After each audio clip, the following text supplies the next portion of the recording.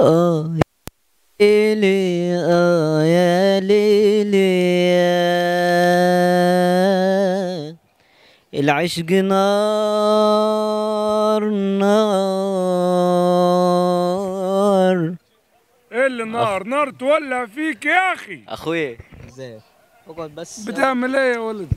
بس اسمع الصوت بس. انا صوت ايه يا ولدي؟ اكتشفت ان انا موهوب. سايب دراستك وسايب مدرستك وسايب دروسك وقاعد تغني؟ اكتشفت ان انا موهوب. مين قال لك موهوب؟ ده صوتك. بس اسمع بس. بدي اسمعها. العشق نار نار يما، العشق نار، انا قلبي احتار احتار يما، بين جنة ونار، لا بيا حالي يما عزالي كتار. ايه رايك؟ لميت علينا الدبان يا اخي.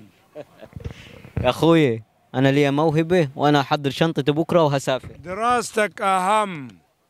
انا هسافر القاهرة بكره واقدم في البرنامج المواهب.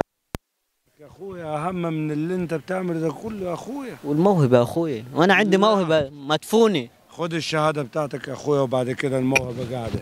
اخوي الشهادة ما هاخدها، ما دي جنب الموهبة جنب الشهادة. خد شهادتك الاول. انا طالع ايماني في الغربة، عمال ابعت لك فلوس عشان خاطر تاخد شهادتك. انا عاوزك تطلع مهندس يا اخويا قد الدنيا، عاوز افرح بيك. طب والموهبة اللي عندي مش لازم؟ بعدين يا اخويا، بعدين خد شهادتك. آه. بعد كده يقولوا اخوه طلع مغنوات وساب الشهادة. ابو المغنوات ده حاجة يعني موهبة. يا ولد انت بتقدم حاجة حلوة. يا ولد انت في كلية هندسة وهتطلع مهندس قد الدنيا.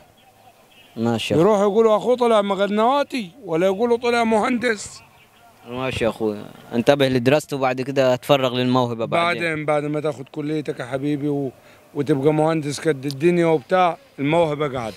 ماشي يا اخوي.